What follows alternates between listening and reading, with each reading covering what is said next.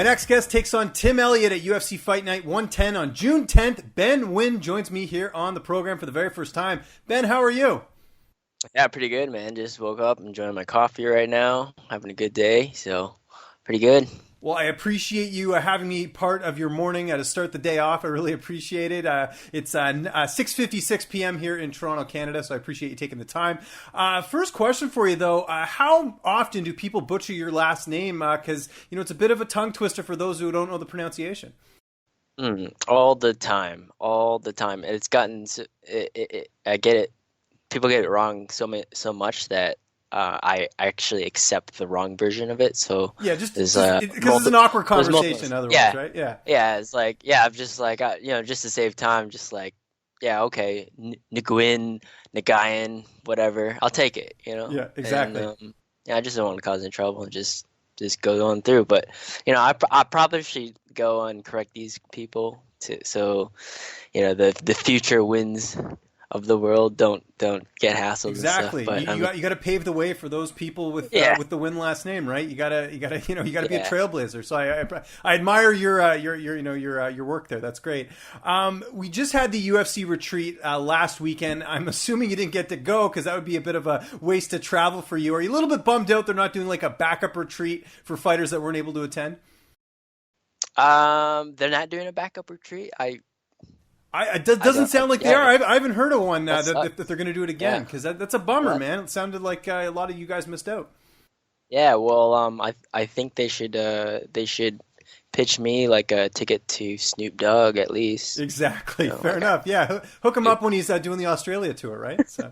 Yeah, exactly. Awesome. Let's start from the beginning. You were born in the States. How did you get involved in combat sports? So born in the States, did Taekwondo when I was young. I was put into it after being bullied in middle school. My mom put me into martial arts to kind of boost my confidence and teach me self-defense and all that stuff. And from there on out, man, once I turned 18, I wanted to jump into the cage right away because I got a black belt in Taekwondo. I thought I was like this badass. And I got taken down and rear naked choked. So I knew from there on out I had to learn all the disciplines, and that brought me to start learning judo and jiu-jitsu and Muay Thai and all other things. I just took off from there, and I just fell in love with the whole aspect of doing all these different martial arts, and I just fell in love with it, man. And so I was born in the States. I fought around the circuits around the Midwest. Yeah, you're from Sioux Falls, just for people who don't know. Sioux Falls, South Dakota. Sioux Falls, South Dakota. Exactly. So really small town, 150,000 people, and I got an opportunity to go train in Thailand. So I moved over there for a year, and that's where I met my wife, who's from Australia. There we go. I see how this unfolds. That's how that connection was formed, and I pretty much followed her back to Australia. And now I'm based out of Australia. Been here about 3 or 4 years now, and I'm loving it. Love it. Weather's a lot nicer. People are nice. Just love it. Good training. Yeah, absolutely. I'd say cool so. And what really preps me for the octagon is just knowing that every time I step outside, I'm taking a risk because there's poisonous snakes and venomous spiders trying to kill me at every given moment. So getting used to all that stuff really helps prep me for fighting. Yeah. So. No, I completely agree. How glad are you that your wife wasn't from like Alaska or something like that where it's really cold? Yes. Oh man. I guess I heard nice things about Alaska. I'm kind of an outdoors person myself. Well, there you go. But, okay, so it wouldn't have mattered. There you go. That's that's a good yeah. husband right there. It's how you make it. Yeah, yes. It's how you make it. One of the interesting things about your career is from 2009 to 2010, you lost 4 of your last 5 fights, and then since then you've only lost 1 fight. How were you able to turn things around? What was sort of the difference for you as far as going on the streak you've been going on? So that was when I was fighting in the Midwest circuit, and just fighting on semi big promotions here and there, and that was actually like my first real taste of actual like I would say professional MMA. All my fights before that were probably wouldn't be sanctioned today.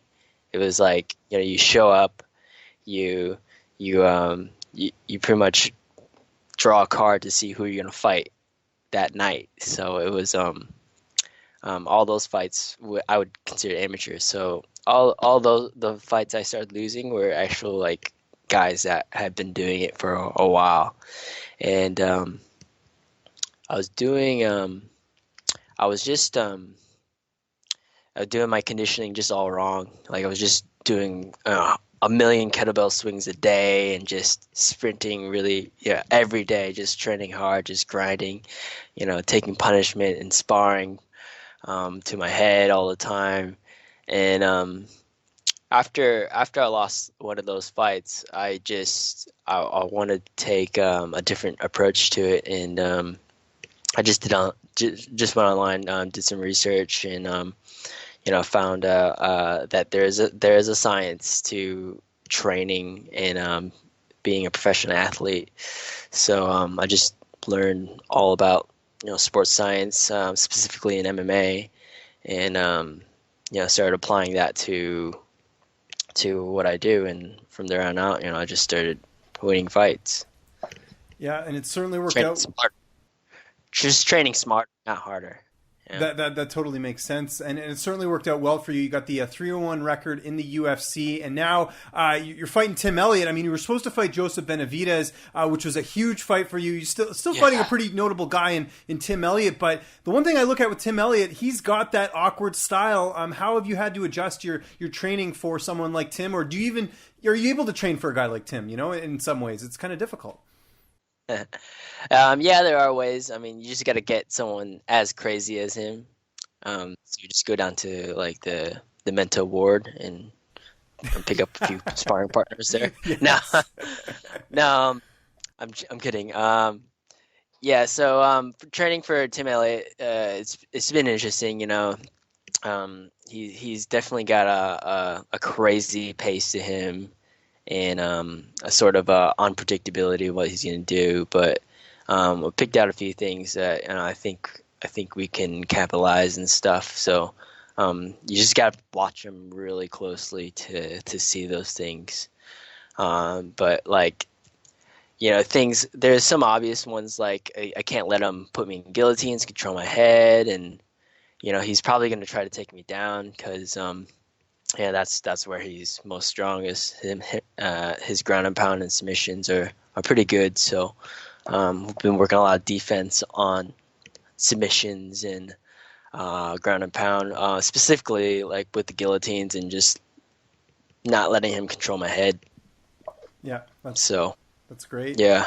How much do you think him having to travel all the way from the States for this fight is going to affect him in the matchup? Because you don't have any travel. I mean, you just, it's a pretty easy fight for you in that respect. Do you feel like that's going to affect him at all? Yeah, so I'm flying, 3 hours, and he's probably flying probably like up to 25 hours at least. So, it's a big time difference, and I think... Yeah, it just depends on the person, like how fast they can adjust their sleep schedule and all that stuff. It might mess them up. I don't know.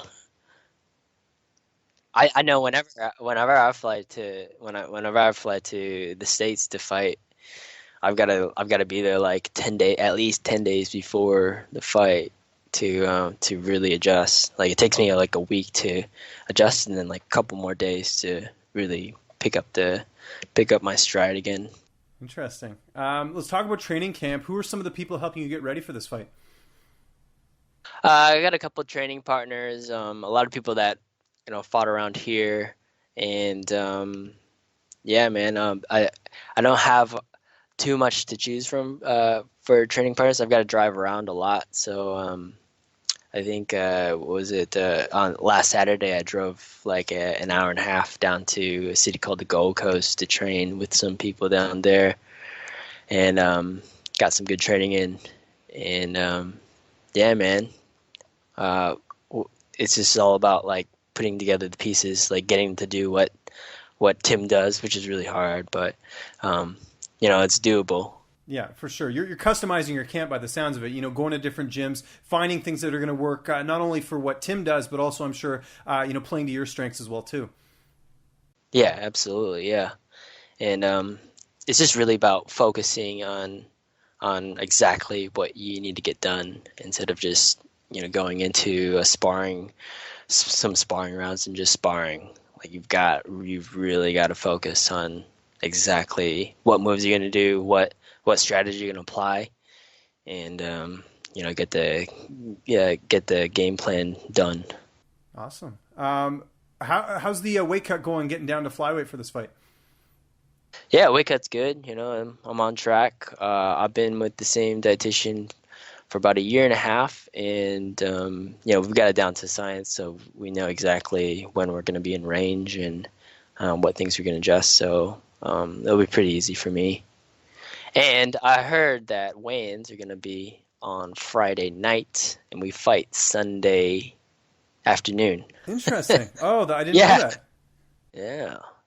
So the official, they're doing early weigh-ins, but the time difference is crazy. So they're just gonna have us weigh in like a day before, like 2 days before.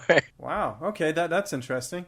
Are you worried at all about Tim missing weight? Tim's never missed weight, but he did have that really hard cut when he fought Demetrius Johnson. And with the travel and everything, you have to wonder if maybe it's going to play a role in him cutting weight. Yeah.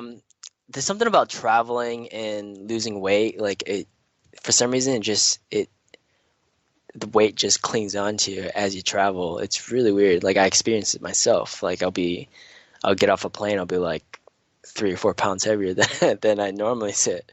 It's really weird. So it definitely could play a part in him missing weight. I know he just got off fight camp. He fought Louis Smolka last in April, so he's kind of. I'm guessing he would have taken some time off after that fight, and then hop back straight into it, and going into 2 camps like back to back like that can be really tough on your body, and I don't know. Yeah. We'll have to see what happens. I mean, I'm not trying to jinx anything, but it is something to consider for sure. Because, like I said, he mentioned he had the tough cut there for the Demetrius Johnson fight. June 10th. What's your prediction? How do you see this fight sort of unfolding with you and Tim Elliott?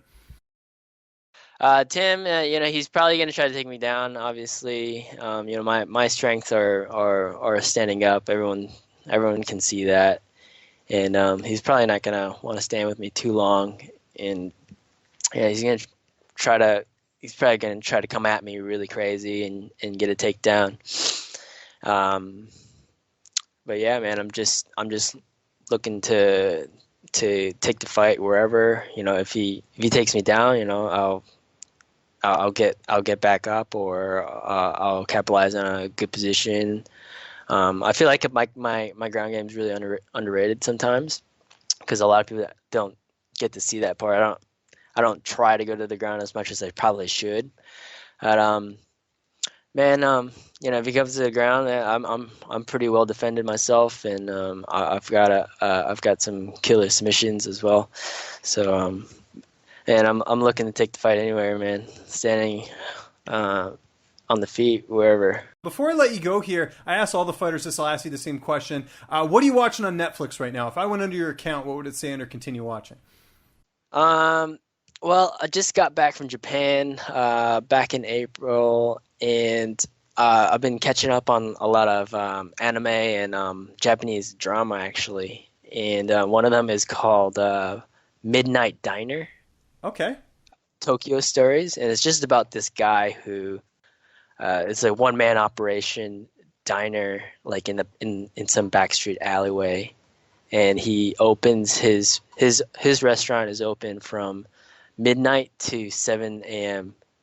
and he gets some pretty interesting people, but it's all about like these different people who come together based around food, and Yeah, every episode is like named after a certain meal and stuff. It's really interesting. It's fun. Cool. That sounds awesome. Is that in Japanese or is that in English? It's in Japanese, but interesting. So I'm Matt. You speak the language then, I guess. I don't. No. I absolutely don't. So just has subtitles then. Yeah, subtitles. Yeah. Okay, gotcha. Okay, fair enough. No, I wasn't sure because obviously. We don't get a lot of. I mean, we get a bit of anime out here, but I can't say it's that popular. But that's not a lot. But that sounds intriguing. I'll try and check that one out because I always like check it out. Yeah, it's just a nice, easy watch. It's just okay. And if I don't like it, I can just next time we do an interview, I can just complain about it, right? So. You won't complain about it. I like that. That's a good seal of approval right there. And I certainly am liking this card. UFC Fight Night 110 is taking place on June 10th. Ben, this was a lot of fun, man. Thanks so much for making me part of your morning. Where can people find you on social media? And if you got any thank yous or shout outs or sponsors or anything like that, man, the floor is yours. You can find me at Ben10. That's my Instagram, Facebook, Twitter page. Ben10win.com is my new website. Go check that out. I've got cool little videos of me riding my motorcycle and stuff. And, sponsors like to thank, On It, that's ONNIT.com. Check it out. I don't have a cool promotion, like a cool code that you can put in, but, you can always find something. There's always Joe at whatever. Yeah, I think it's like JRE or something, isn't it? On Joe Rogan. JRE, yeah. Something yeah.